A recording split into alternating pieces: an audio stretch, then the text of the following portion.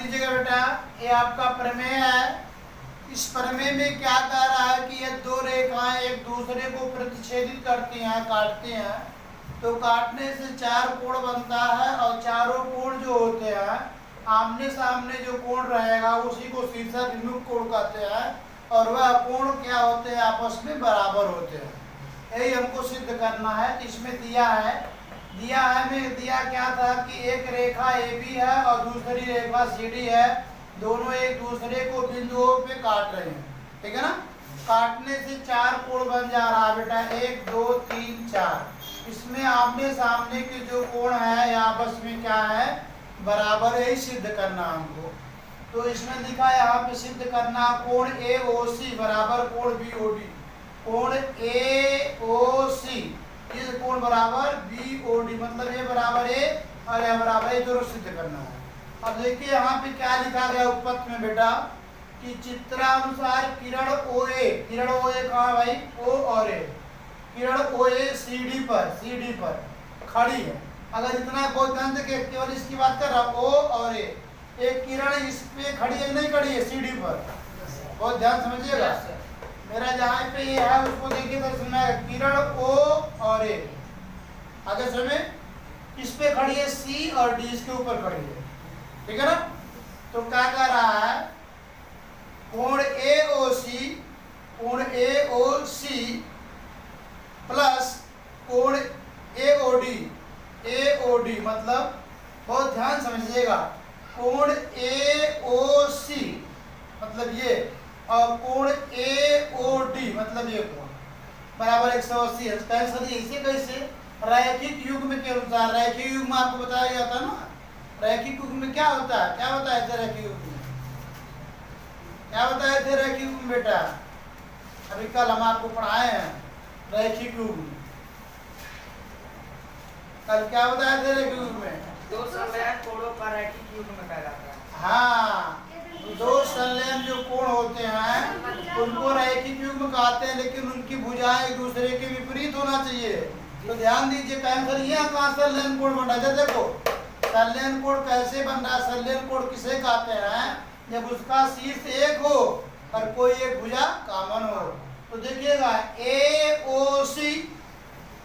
AOD दोनों का शीर्ष ही है कि नहीं है, कहेंगे सही कौन भुजा कॉमन भाई का, भुजा कॉमन भाई AOC एक कोण हो गया, AOD तो AO दोनों मारा है तो कॉमन हो गया, ये हो गया ना। लेकिन OC इधर है और OD उधर है, अपोजिट है। तो जब बताया गया था कि इस प्रकार का जब कोण होगा तो उसको रैखिक युग्म कोण कहेंगे, और रैखिक युग्म कोणों का योग क्या होता है, 180 अंश होता है। कोई दिक्कत।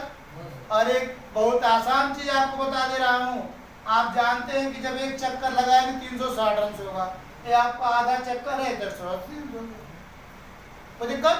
लेकिन आप अगर सिद्धांतिक अनुसार से देखेंगे जो पढ़ा गया है रैखिक युग्म में कि जब दो संलयन कोण इस प्रकार हो कि उसकी जो है एक भुजाएं कॉमन हो, लेकिन एक भुजा बाकी जो दो भुजाएं हो विपरीत हो एक दूसरे से, वह संलयन कोण जिसकी दो भुजाएं दूसरे विपरीत हो तो उनका योग 180 अंश होता है। एक भुजा OC इधर जा रहा है, OD उधर जा रहा है, और इस संलयन कोण इसके नाते है क्योंकि दोनों का शीर्ष O है, इसका भी है उसका भी। क्लियर। तो इस प्रकार 180 अंश हो गया बेटा। अब इसी प्रकार OD कहाँ गया, OD O और D, इसको देखेंगे तो OD AB पर खड़ी है कि नहीं खड़ी है, तो AB खड़ी है। इसमें क्या करें, जब AB खड़ी है तो एक कोण आपका होगा बेटा AOD। कोई दिक्कत, बहुत ध्यान समझिएगा, AOD। दूसरा कोण क्या होगा बेटा BOD। देखिए ये उधर जा रही है और ये इधर आ रही है, लेकिन दोनों कोण इसे बना रहे हैं।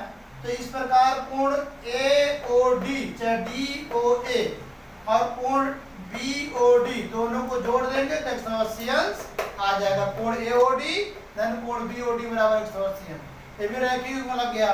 अच्छा अब देखिए इसमें क्या कर रहा, कोण AOC कहाँ है, AOC प्लस कोण AOD और AOD, हाँ ये भी हो जाएगा। AOC प्लस AOD बराबर आपका कितना है बेटा मिनट, बहुत ध्यान से समझिएगा बेटा। आप ऐसे देखिएगा AOC प्लस AOD बहुत टिपिकल है। AOC प्लस AOD बराबर कोण AOD प्लस BOD का सही कैसे बराबर कर दिया इसको आपने। ये समीकरण नंबर 1 है, 2 है, कैसे ये कहाँ से आ गया? तो बेटा हम यहाँ लिखे नहीं है, अभी जब आप नोट करेंगे मैं लिखवा दूंगा। समीकरण नंबर 1 और 2 का दाहिना पक्ष बराबर है, इसलिए बायां पक्ष भी आपस में बराबर होगा। कैसे? मोहन सोहन के बराबर है, मोहन का वेट सोहन के वेट के बराबर है, तो हम कह रहे नहीं सोहन का वेट मोहन के वेट के बराबर है, तभी तो सही है। हाँ, तो जब कोण AOC बराबर 180 अंश है तो 180 अंश की जगह लिख सकते हैं कोण AOC प्लस कोण AOD। क्यों नहीं लिख सकते हैं? लिख सकते हैं, नहीं लिख सकते हैं? अगर A बराबर B तो B बराबर A भी लिख सकते हैं।